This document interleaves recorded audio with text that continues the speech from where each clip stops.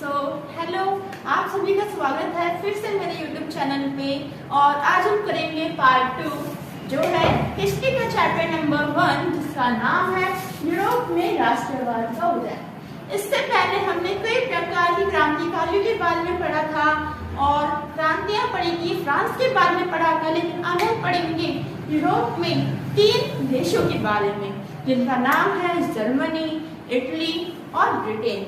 तो चलते हैं, फिर देरी किस बात की, इसको शुरू करते हैं। तो देखिए, हमारा पहला जो देश है वो आता है जर्मनी। इससे पहले हमने पहले वाले वीडियो में पार्ट 1 में पढ़ा था कि 1848 में जर्मनी के एकीकरण के लिए एक संसद का निर्माण हुआ था, जिसको हम कहते हैं फ्रैंकफर्ट संसद। लेकिन उसने अच्छे से काम नहीं करा, तो इसके बाद 1848 में कोशिश क्या हो गई, नाकाम हो गई। और जो प्रशा है इसने यह जिम्मेदारी ले ली। किस चीज की जिम्मेदारी? जर्मनी को एकीकृत करने की जिम्मेदारी। तो इस प्रशा का ही एक मुख्यमंत्री था जिसका नाम था ओटो वन बिस्मार्क। इस ओटो वन बिस्मार्क ने बहुत ही ज्यादा महत्वपूर्ण भूमिका निभाई है जर्मनी को एकीकृत करने में। तो ओटो वन बिस्मार्क ने, क्योंकि जो हमारा जर्मनी था उसमें अलग अलग देशों को क्या था, प्रभुत्व था, तो जब तक वो इन अलग अलग देशों को नहीं हराते हैं तब तक वो अपने हिस्से वापस नहीं ले पाएंगे और जर्मनी को एक नहीं कर पाएंगे। तो इसी के चलते क्या हुआ, ओटो वन बिस्मार्क द्वारा 7 वर्ष लगे थे और उसने ऑस्ट्रेलिया, फ्रांस, डेनमार्क से क्या करा, युद्ध करा। इस युद्ध में ये तीनों के तीनों देश हार गए और इसके बाद 1871 में काइजर विलियम जो था वो प्रथम राजा बना एकीकृत जर्मनी का। जर्मनी वाला समझ में आ गया। अब देखिए इसके बाद क्या हुआ, जब ये देश बन गया तो यहाँ पे मुद्रा, बैंकिंग और जो न्याय जो व्यवस्था है इसको और भी ज्यादा अच्छे से बनाया गया। क्लियर हो गया। अब हम आगे बढ़ते हैं और पढ़ते हैं इटली के बारे में। तो चलिए अब हम जानेंगे किसके बारे में, इटली के बारे में। इटली के बारे में जानने से पहले जानते हैं उसके मैप के बारे में। सच्ची में इटली ऐसा नहीं होता, ठीक है। इटली एक लंबा सा देश है, मैप में देखो ना, वर्ल्ड मैप का आपको मिल जाएगा। तो ये मैंने इसलिए बनाया है ऐसे इटली ताकि आपको बता सकूं एक माइंड मैप के जरिए कि ये जो इटली है ना इस पे किन किन देशों का क्या था, वर्चस्व था। तो देखिए जो इटली है, हैब्सबर्ग, पोप, बुर्बो, ये क्या है, ये है राजवंश, ठीक है। उत्तर में इटली पे ऑस्ट्रेलिया के हैब्सबर्ग का कब्जा था। मध्य में इटली पर फ्रांस के पोप राजवंश का कब्जा था और दक्षिण साउथ साइड में जो इटली है इस पर स्पेन के बुर्बो राजवंश का कब्जा था। इतना क्लियर हो गया कि किस किस का कब्जा था। तो जो इटली था हमारा वो बेचारा 7 भागों में बटा हुआ था। मैंने आपको इससे पहले बताया था ज्यूसेपे मैज़िनी के बारे में। अब इसका रोल यहाँ पे आएगा। तो देखिए 1830 में ज्यूसेपे मैज़िनी द्वारा कार्यक्रम किया गया, उसके द्वारा बहुत सारी क्रांतियां की गई, लेकिन ये सारी की सारी क्रांतियां क्या हो गई, असफल हो गई। तो इसके बाद 1859 में सार्डिनिया पिडमांट करा, ठीक है। और सार्डिनिया पिडमांट ने क्या करा, संधि लाई। उस संधि के द्वारा इसने ऑस्ट्रेलिया को हरा दिया। इतना क्लियर हो गया। इतना भाई जो ऑस्ट्रेलिया वो हमारा इटली था 7 भागों में बटा हुआ था। ज्यूसेपे मैज़िनी आया, इसने कई क्रांतियां की, लेकिन वो सारी की सारी क्या हो गई, असफल हो गई।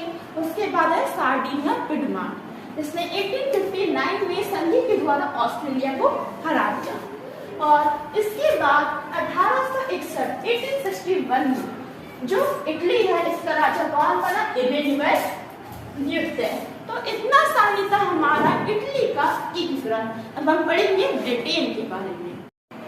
तो चलिए अब हम जानेंगे ब्रिटेन के बारे में।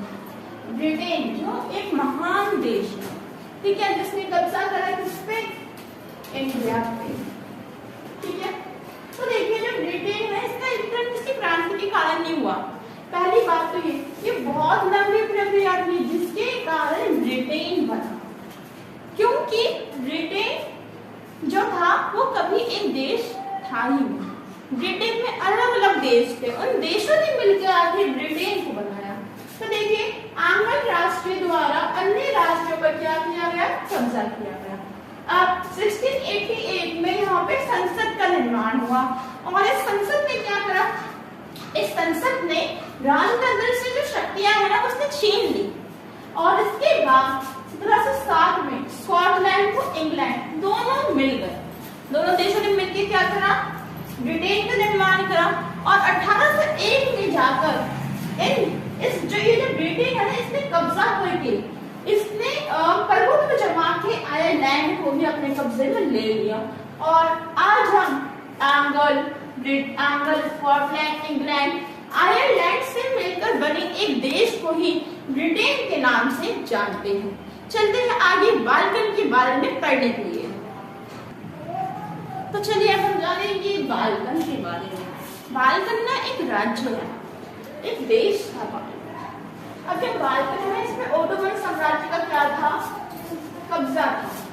ओटोमन साम्राज्य उस वक्त का बहुत बड़ा साम्राज्य था ये, तो इसने बाल्कन पे क्या करा, कब्जा करा। अब जब बाल्कन ने देखा कि भाई उसके आसपास इतने सारे देश आजाद हो गए तो उसके मन में भी चाह जगी कि हाँ उसे भी आजाद होना है। बाल्कन में बस एक देश नहीं था बल्कि उसमें बल्गारिया, अल्बेनिया, ग्रीस जैसे अनेक देशों का वास था। ठीक है, अब क्या हुआ यहाँ पे जो बाल्कन इसके मूल निवासी को क्या कहते हैं, स्लाव। अब यहाँ पे मैंने जैसे आपको बताया कि जो भाई बाल्कन था ना यहाँ पे अलग अलग देश थे। अभी जो अलग अलग देश थे उन्होंने अपने आप को स्वतंत्र, ज्यादा जल्दी स्वतंत्र बनाने की चाह में इन्होंने क्या करा, इन्होंने बहुत ज्यादा क्रांतियां करी, युद्ध करे और इसके कारण क्या हुआ, बाल्कन के क्षेत्र में जो समूह थे ना ये लोग आपस में ही लड़ गए ये लोग आपस में ही, क्योंकि इनके बीच एक होड़ लगी हुई, एक प्रतिस्पर्धा थी कि मुझे ज्यादा अधिकार चाहिए, मुझे जल्दी आजाद होना है। जिस कारण क्या हुआ, यहाँ पे टकराव पैदा हुआ और यहीं से युद्ध की भी शुरुआत हुई। तो यही था बाल्कन का किस्सा। आई होप कि आपको समझ में आ गया होगा। अब हम यहाँ पे पढ़ने वाले हैं लास्ट टॉपिक, उसके बाद हो जाएगा आपके चैप्टर का दी एंड। तो देखिए यहाँ पे हम क्या जानेंगे कि यूरोप में ना कई प्रतीक थे, ठीक है, उसमें कई प्रतीक बने हुए थे, तो उनका मतलब क्या है आज हम ये जानने वाले हैं। और इस तालिका से आपके एमसीक्यू क्वेश्चंस आते ही आते हैं, तो इसको अच्छे से रट लीजिए, आपके चैप्टर के लास्ट में दी गई है। तो देखिए टूटी हुई जो बेड़ियां हैं ये साइन है किसका, आजादी का। बाज छाप कवच ये साइन है जर्मन साम्राज्य का। बलूत पट्टी मुकुट ये इंपॉर्टेंट है, ये है बहादुरी का साइन। तलवार युद्ध चाह का साइन। उगते हुए सूर्य की किरणें नए युग का साइन। और लाल काला सुनहरा तिरंगा है उदारवादी जर्मन झंडे का साइन। मुझे आशा है कि आपको चैप्टर समझ में आ गया होगा। नहीं आया होगा तो कमेंट जरूर करें ताकि मैं कोशिश करूं कि अगली बार से और अच्छे से आपको समझा सकूं। लाइक और सब्सक्राइब जरूर करना और नेक्स्ट वीडियो के चैप्टर के लिए कमेंट जरूर करना।